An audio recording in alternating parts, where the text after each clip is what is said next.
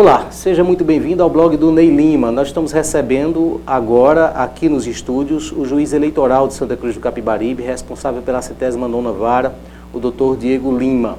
Ele está à frente da Justiça Eleitoral nessas eleições aqui no município e nós estamos às vésperas do processo, às vésperas, na verdade, do dia da eleição. Estamos em meio ao processo, faltando 12, 13 dias para o dia principal, o dia da votação. E já vamos conversar e ter um entendimento, passando para você, eleitor, para você que está nos acompanhando agora, as informações sobre comportamento e muitos outros pontos dessa eleição. Doutor Diego, é um prazer recebê-lo aqui. Que avaliação o senhor faz desse processo eleitoral até aqui, até esse momento que nós estamos? Bem, eu entendo que o processo está fluindo de uma forma natural, sem maiores intercorrências. Os candidatos e coligações estão cumprindo, na medida do possível, em sua grande parte, a legislação eleitoral. Eu espero que continue assim até o dia 2 de outubro, que é o dia da votação, que é o dia que todos caminham para que a população, de fato, escolha os melhores representantes. Então, a avaliação é muito positiva e assim eu espero que continue. Até agora a eleição também sem grandes incidentes, né? Isso acredito que a maior parte das ações que foram tomadas foram mais preventivas. Isso, assim, as coligações, repito, estão cumprindo a legislação eleitoral de forma bastante satisfatória. Não houve até agora, pelo menos não chegou nada oficial na Justiça Eleitoral até hoje de nenhum fato que supere o comum. Doutor Diego, houve um ponto nessas eleições que a gente já pode destacá-lo, que foi o controle, na verdade, dos excessos sonoros, essa perturbação de sossego que muitas vezes a eleição causa. Tem muita gente que gosta, mas a maior parte das pessoas não tem nada a ver com isso e sentem-se prejudicadas. Qual foi a medida que a Justiça Eleitoral tomou no decorrer dessas eleições para conter os excessos? Bem, Lima, principalmente não é nenhuma atitude da Justiça Eleitoral assim, especificamente. Na verdade, a legislação eleitoral ela mudou. Em 2015, mais especificamente, teve uma reforma eleitoral que teve como intenção reduzir os gastos de campanha. Isso daí entraram vários fatores, entrou a diminuição do período de propaganda eleitoral, a diminuição do guia eleitoral, a retirada de inserções de guia dos vereadores. Os vereadores ficaram só com as inserções nas rádios, né?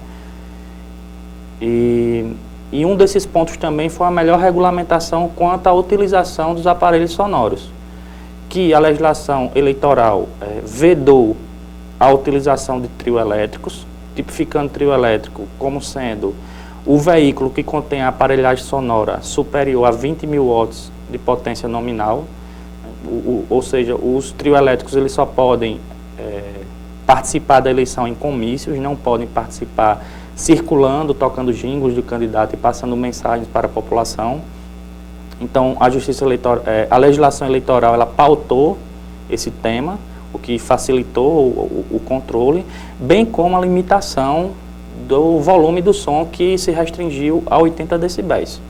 Então, diante da legislação, foi expedida uma recomendação à Polícia Militar e à Polícia Civil para que atuassem quando em algum evento político ou então a própria militância excedesse os limites autorizados pela lei.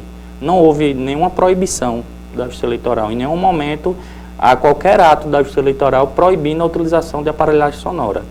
A única coisa que a Justiça Eleitoral fez aqui em Santa Cruz de Capibaribe e foi repetida em algumas zonas vizinhas foi a recomendação de cumprimento da lei. Doutor, nós estamos em meio ao processo eleitoral, aliás, já passamos, né? Hoje é dia 21 de setembro, estamos a poucos dias do dia da eleição. E nesse momento, os ânimos eles tendem a ficar mais acirrados em relação aos grupos políticos. Há uma tensão, evidentemente, uma expectativa também por parte do eleitor. Qual o comportamento ideal para o eleitor nesse momento e até o dia da eleição? O comportamento é tentar manter a forma que foi conduzida até a data de hoje, né? Acho que se conseguirem manter isso, já será um bom caminho para chegarmos ao dia da eleição sem maiores intercorrências.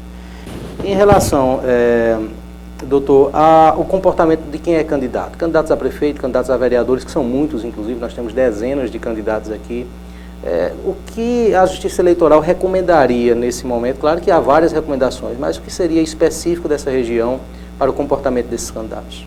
Além da questão de continuar respeitando a legislação eleitoral, a utilização do som, a utilização de bandeiras, as móveis, né, nas vias públicas, respeitar o limite até as 10 horas da noite, evitar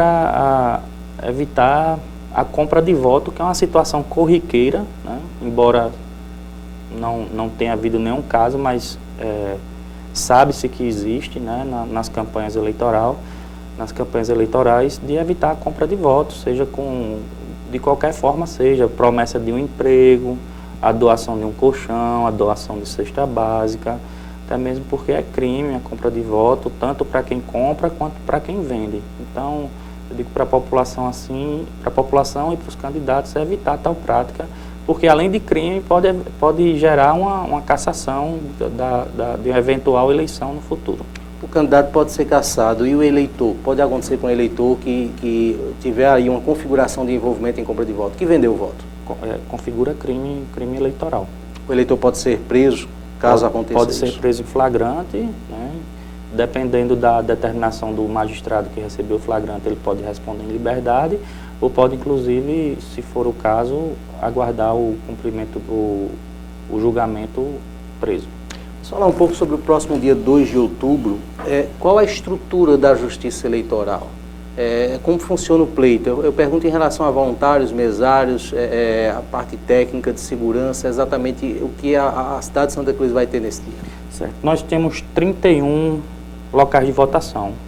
E nesses 31 locais de votação são 168 sessões, né? Cada sessão tem uma urna com os respectivos presidentes de mesa, o mesário, né, que irão conduzir a eleição propriamente, o escrutínio propriamente dito, que é a votação, no momento em que o eleitor de fato vota, né. Além disso, nós estamos fazendo reuniões, né, já se iniciou o procedimento de reuniões com as coligações e com a prefeitura para disponibilização de transporte aos eleitores que votam em locais distantes. Os carros serão identificados como estando a serviço da Justiça Eleitoral e nós traçaremos um itinerário para os veículos seguirem e levarem os eleitores de casa até o local de votação. O número de mesários já está contemplado, resolvido, ou há possibilidade ainda de outras pessoas serem chamadas?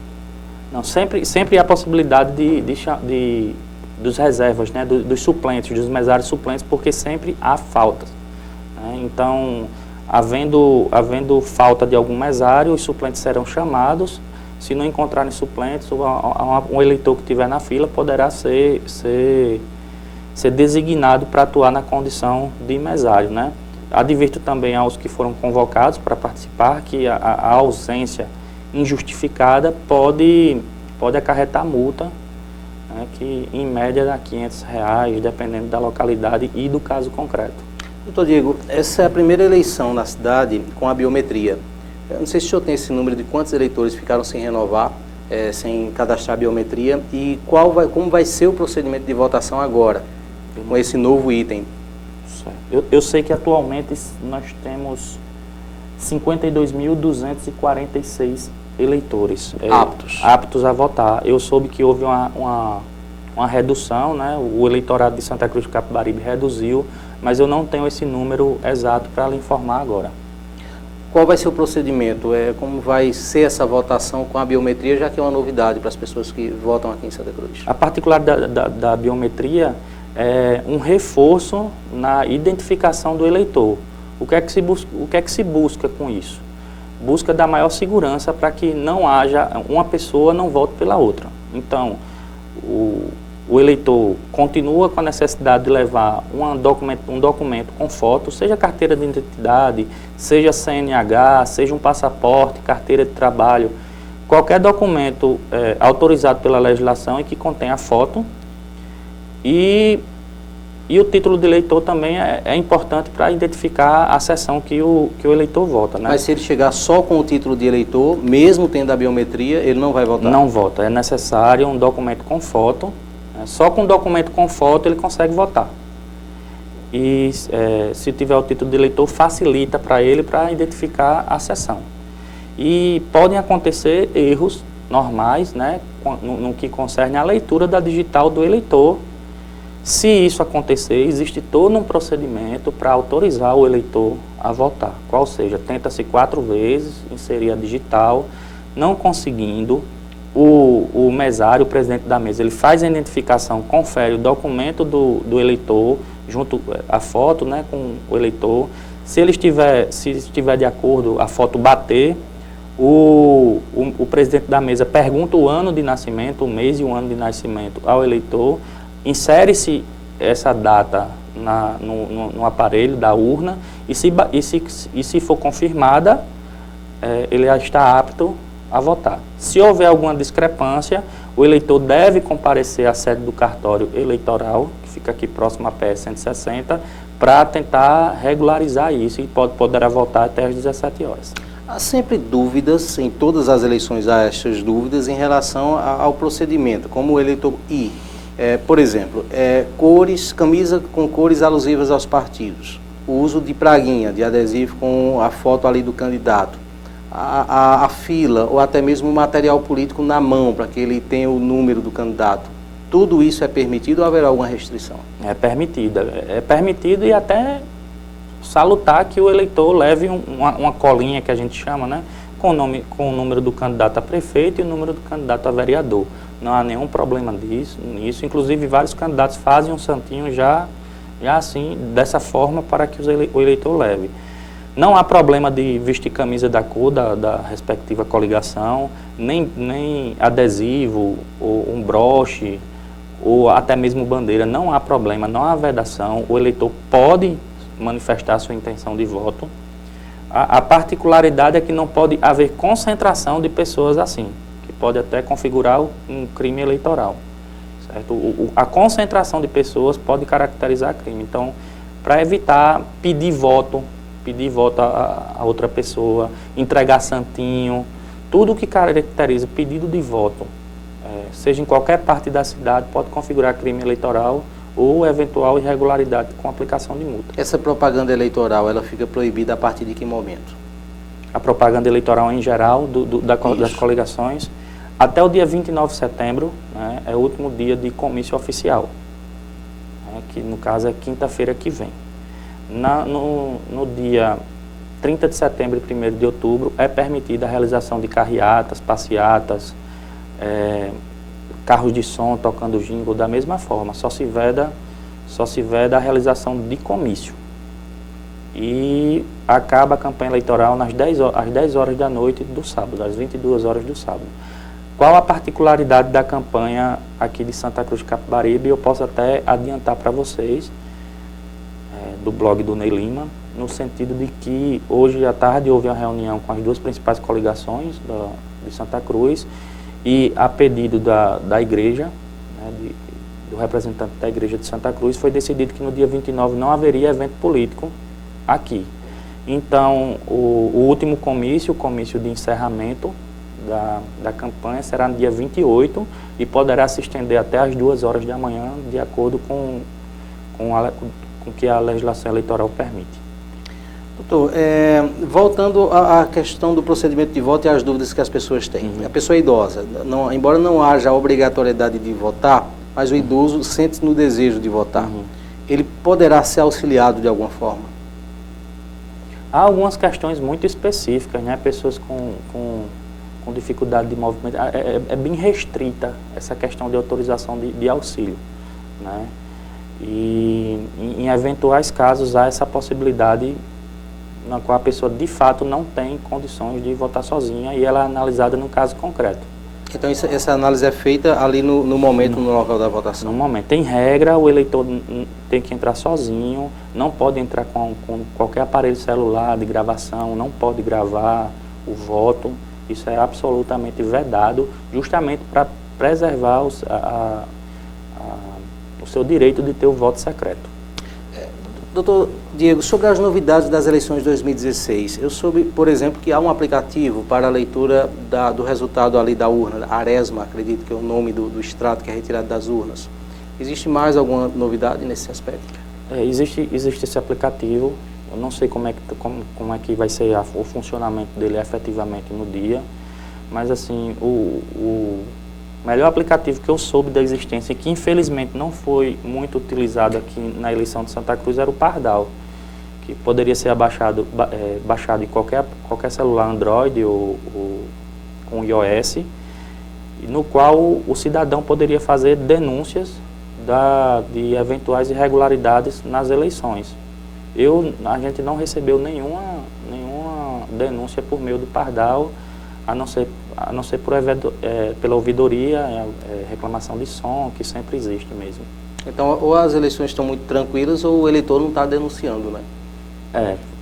É uma das duas. Esse aplicativo, ele pode ser utilizado ainda nesses próximos dias? Pode sim. Pardal, é muito simples de baixar e ele não é nem pesado. A denúncia ela é anônima, vai direto para a Justiça e eu acredito que para o Ministério Público também.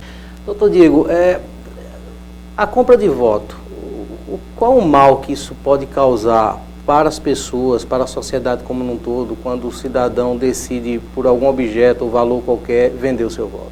Bem, Lima, embora a situação política do Brasil atualmente gere um certo descrédito com a política em geral, eu acho que isso é unânime, de conhecimento geral, essa situação, eu entendo que o momento da população mudar, fazer alguma coisa, ter uma atitude, é exatamente o momento do seu voto, né? Então, quando o político alicia e a população aceita esse aliciamento, porque é uma via de mão dupla, né? Tanto o político ele alicia, quanto o cidadão ele aceita essa benesse, prejudica o futuro da cidade, o futuro do estado e o futuro do país.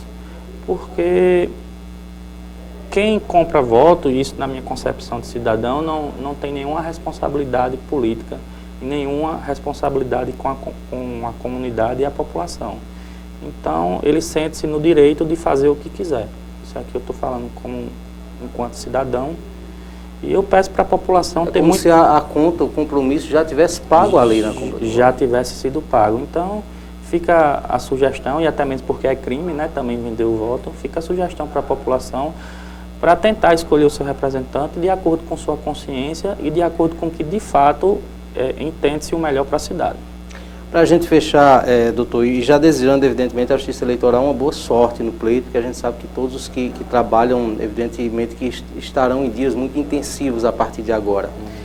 Como a gente vai poder ter uma eleição limpa de fato, limpa do início e já estando nesse momento até o final?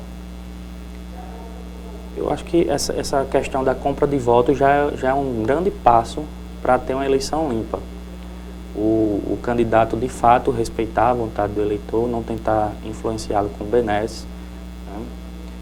Outra questão também, a gente já está no final, mas isso era para ser observado no final da campanha, mas isso era para ser observado desde o começo, que era a utilização de recursos financeiros de acordo com a legislação eleitoral, sem a utilização do Caixa 2, que é tão falado hoje, e que na prestação de contas, que ocorre logo após o encerramento do pleito, inicia-se o período de prestação de contas e a Justiça Eleitoral, junto com o Ministério Público, vai fazer toda essa análise. Então, eu entendo que uma eleição limpa passa pelo respeito ao cidadão, ao voto do cidadão, à escolha da população, para que essa escolha seja feita sem qualquer interferência, seja política, né, com abuso de um poder político, ou ainda um abuso de poder econômico, né? Doutor Diego, muito obrigado pela entrevista, e lembrando que essa entrevista e outros conteúdos você acompanha no blog do neilima.com.br.